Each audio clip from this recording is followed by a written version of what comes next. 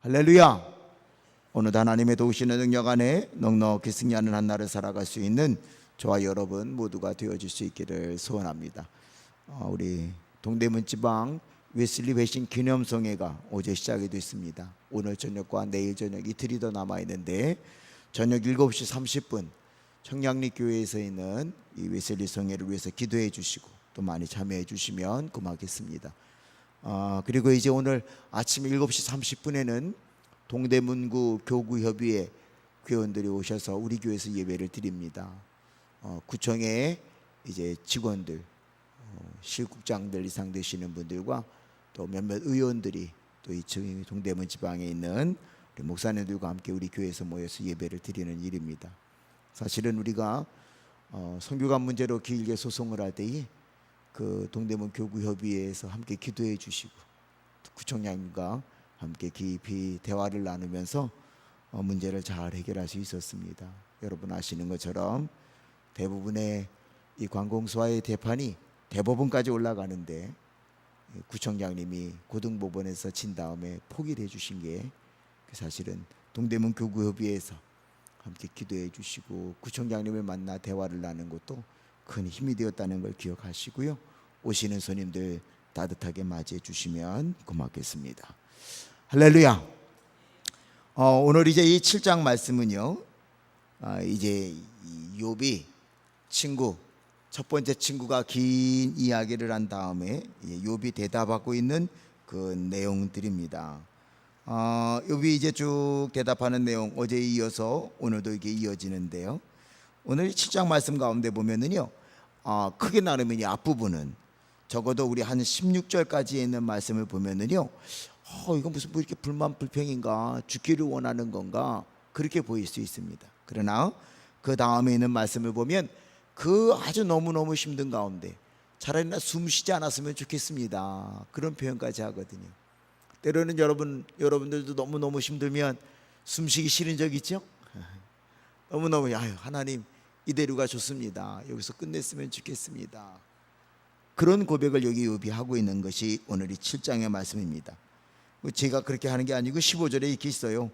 이러므로 내 마음이 뼈를 깎는 고통을 겪느니 차라리 숨이 막히는 것과 죽는 것을 택하리이다. 숨 안 쉬면 죽겠다는 얘기를 이렇게 표현했단 말이죠. 그런데 이렇게 끝나면 욥이 주는 아무런 신앙적 교훈이 없는데 그 다음에 있는 17절부터의 말씀을 보면은요, 완전히 역전인 하나님을 향한 위대한 고백을 하는 것을 볼 수 있습니다. 욥은 비록 지금 숨쉬기 싫을 만큼 어려움을 겪지만 그러나 그 욥을 바라보는 하나님은 이런 하나님이라는 거예요.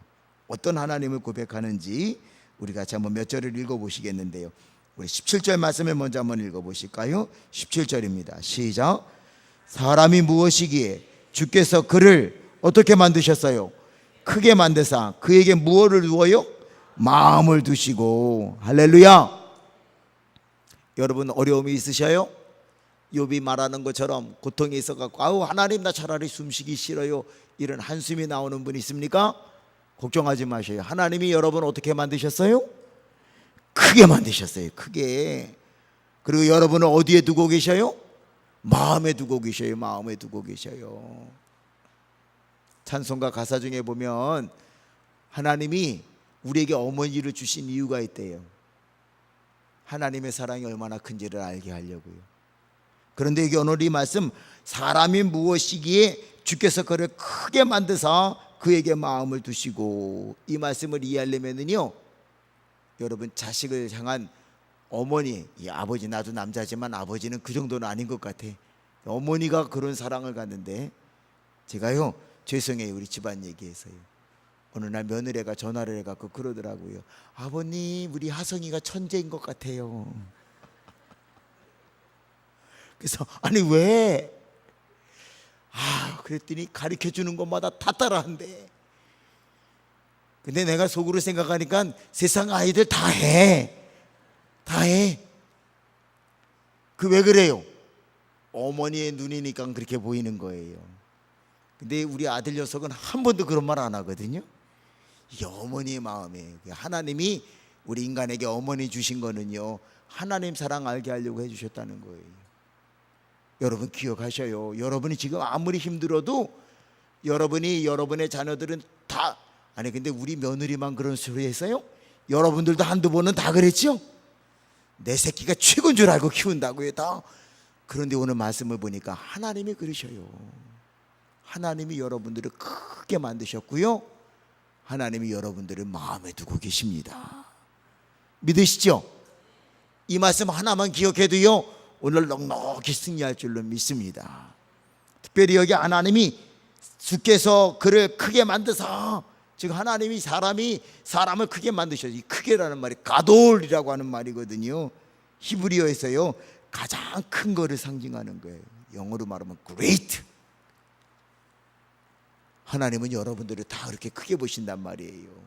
고난당하고 있는 욥을 하나님이 크게 보시는 것처럼, 힘들어하는 욥을 마음에 두고 있는 것처럼 하나님이 여러분 한 분 한 분을 그렇게 크게 보시고 마음에 두고 계신 거 기억하시고요, 눈앞에 있는 어려움 때문에 좌절하지 마셔요. 여러분 힘들고 하는 것 때문에 넘어지지 마셔요.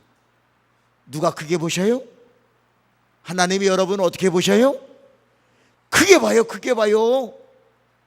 보잘것없는 사람을 보는 게 아니라, 우리 며느리가 그냥 아주 시아버지한테도 거짓말을 해요. 우리 아들이 천재인 것 같다고 말이지. 그것처럼 하나님은 여러분들을 다 크게 본단 말이다. 여기 그냥 황 목사님도 박 목사님도 가 목사님도 크게 보는 것처럼 여러분 한 분 한 분을 예사로 안 봐요. 여러분들 크게 보시고, 더 감사한 건 여러분 어디에 두고 계셔요? 마음에, 하나님 마음에 두고 계시단 말이죠. 오늘 이 사실을 기억하시고요, 눈앞에 있는 모든 어려움과 역경을 다 이기시기를 소원합니다. 그런데 이게 마음에 두고 있는데 그럼 여러분들 불만이 나올 거 아니에요. 그런데 왜 지금 어려움이 있습니까? 욥은요 그걸 이렇게 이해하고 있어요. 18절 말씀을 읽어보실까요? 18절 말씀입니다. 시작. 아침마다 뭐 하셔요? 순간마다 또 뭐 하셔요? 단련하시나이까. 그래요. 눈앞에 있는 어려움과 역경은요 하나님이 아침마다 건징하시고 순간마다 단련하시기 때문이라는 거예요. 여러분, 군대에 가 있는 군인들이요 아주 힘들어하는 거 두 개가 있어요. 군대 생활 중에 이 두 가지만 없으면 살만하대요. 군대보다 더 좋은 데가 없어요. 먹여주지요, 재워주지요, 입혀주지요. 근데 뭐가 없으면 좋은 줄 아세요? 하나는 훈련, 또 하나는 뭔지 아세요? 점호. 점호가 뭔지 아세요?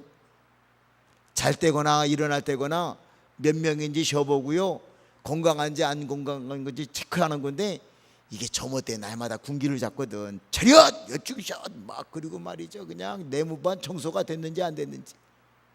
여자분들은 군대 안 가봐서 모르시잖아. 근데 군대 갔다 온 사람한테 물어봐요. 예, 군대에서 두 가지만 없으면 살만하다며. 뭐가요? 훈련하고 점호만 없으면 살만하다며. 그럼 맞아요. 군대 생활할 때 점호하고 군대 훈련만 없으면은요, 그렇잖아요. 때 되면 먹여줘. 또 군대는요 시간만 되면 딱 재우고 시간 되면 깨워줘요.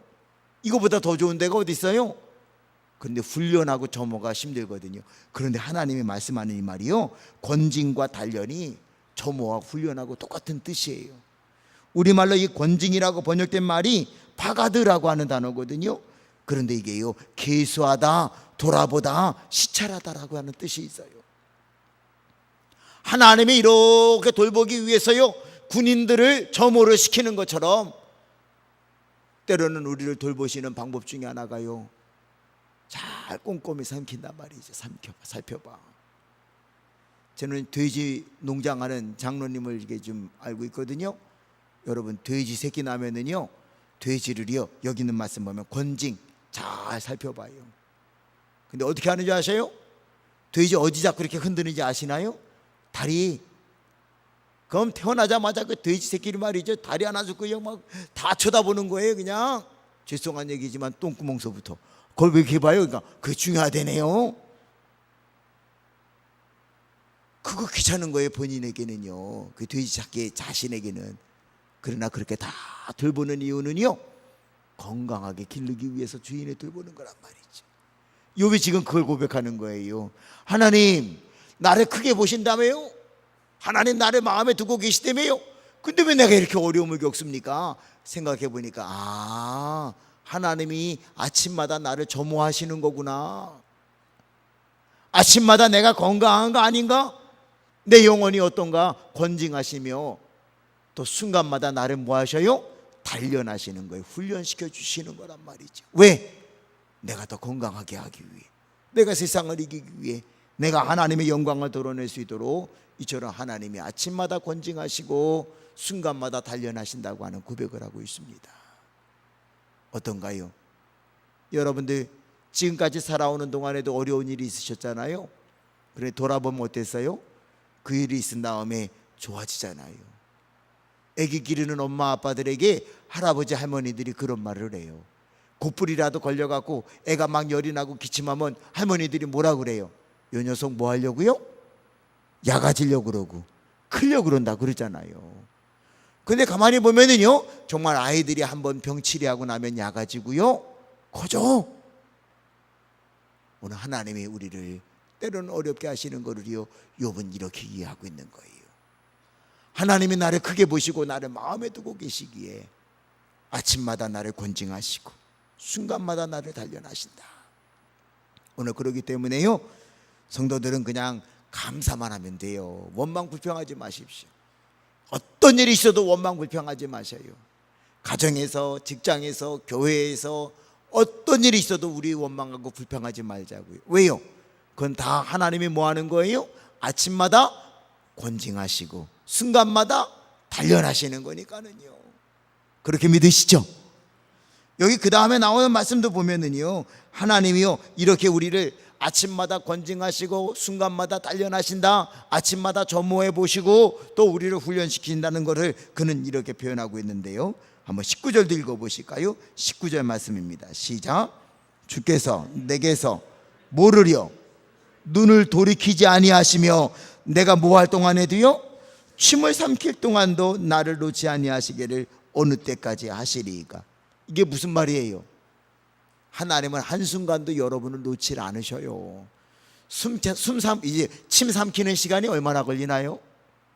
1시간 걸리나요? 10분 걸리나요? 아니 꿀꺽이야 그냥 침 삼키는 게. 근데 하나님은 이 꿀꺽하는 그 순간도 우리를 놓지 않는다는 거예요. 믿으시죠? 믿으시죠? 그 하나님이 저와 여러분들이요 아침마다 권징하시고 순간마다 단련하시는 거예요. 그러니까 때로는요 분명히 이 말은요 하나님이 나를 크게 보시고 마음에 두시는 순간 아무런 어려움이 없다는 뜻이 아니에요. 아침마다 권징하시고 순간마다 단련하시는 하나님이시기에 때로는 내가 어렵고 힘들 수 있지만 기억하시자고요. 침 삼키는 그 순간도 하나님 날 놓지 않으셔요. 세상에 꼴깍하는 그 순간에도요, 꿀꺽하는 그 순간에도요 하나님은 나를 놓지 않고 붙잡고 계시단 말이죠. 믿으시죠? 오늘도 그 하나님이 여러분들이요 마음에 두고 계십니다. 크게 보십니다. 여러분을 최고로 안단 말이죠. 다른 아무것도 없어요. 하나님 눈에는 저와 여러분만 보인단 말이죠. 오늘 그것처럼 여러분들이 언제든지 어려움이 있든 시련이 있든 고난이 있든 그 모든 것 가운데에서 한순간도 놓지 않고 지키시는 하나님의 은혜가 있다는 것을 꼭 기억하시기를 소원합니다. 마지막으로 한 절만 더 볼게요. 우리 20절에도 아주 중요한 의미가 담겨있는 단어가 있거든요. 우리 한번 20절 읽어보시겠습니다. 시작. 사람을 감찰하시는 이요 내가 범죄하였던들 주께 무슨 해가 되오리이까. 어찌하여 나를 당신의 뭐로 삼으셔요? 관역으로 삼으셔서 내게 무거운 짐이 되게 하셨나이까. 이 말이 아주 의미 있거든요. 앞부분에 있는 말씀도 보면 잘 보셔야 돼요. 사람을 감찰하시는 이요 내가 범죄하였던들 주께 무슨 해가 되오리까. 이 말은 뭔가 우리가 죄를 짓든 뭐하든 하나님과는요 하나님이 너무 크신 분이기 때문에 관계없을 수도 있다는 거예요. 근데 하나님은 어떻게 하셔요? 어찌하여 나를 당신의 뭐로 삼으셔요? 관역으로 삼으셨다는 거예요. 여러분, 양궁 선수가 활 쏘기 위해서요 그 시위대에 올라가면 뭐만 쳐다봐요? 관역을요. 관역을 어떻게 쳐다봐요? 그냥 우리 하는 말이잖아요. 어떻게 쳐다봐요? 두드러지게 쳐다보잖아요. 두드러지게. 보통으로 보는 게 아니고요 그 관역을이 아주 뚫어지게 본다고요. 그냥 눈 하나 깜빡하지 아니하시고요. 여러분들 그 양궁 선수들 봐요. 쓰는 순간에는요 숨도 먹고요 눈 깜빡거리지도 않아요. 그냥 정말 뚫어지게 쳐다본단 말이지. 근데 하나님이 한순간도 우리를 놓지 않는데 그렇게 우리를 바라본다는 거예요. 대충 저기 김남현 장로님 계시고 요 앞에 권권사님 계시고 저기 뭐 그런 게 보는 게 아니다는 거예요. 그냥 뚫어지게 관역을 보는 것처럼 말이죠. 오늘 그처럼 세미하게. 그래서 오죽하면 하나님은 시편에서요 우리의 목까지 세신받아요? 머리털까지. 한번 여쭤볼게요. 여러분 머리털이 몇 개인지 아시는 분? 내가 오늘 얻고 다닐게요. 아주 그분은. 그러면은요 다 그만두고요. 그럼 오늘 아침에 빗질할 때 몇 개 빠졌는지 아시는 분 손 들어보셔요. 내 머리카락이 도대체 다 몇 개인지 난 몰라. 아침에 빗질할 때 몇 개 빠졌는지도 몰라. 근데 하나님은요 얼마나 나를 뚫어지게 바라보고 계시는지 저와 여러분의 머리카락이 몇 개인지를 아셔요. 할렐루야. 오늘 그 하나님이 저와 여러분을 크게 보셔요. 어디에 두고 계셔요? 마음에 두고 계셔요. 믿으시죠? 어려움과 역경은요 걱정 마자요. 하나님이 우리를 조모하시고 훈련시키는 거예요. 아침마다 권징하시고 순간마다 우리를 단련하시는 거니까는요 뚫어지게 바라보고 계시다고요. 관역을 바라보듯 여러분들이 어디를 가든 그렇게 지키시는 하나님이 계시는 걸 믿으시고요.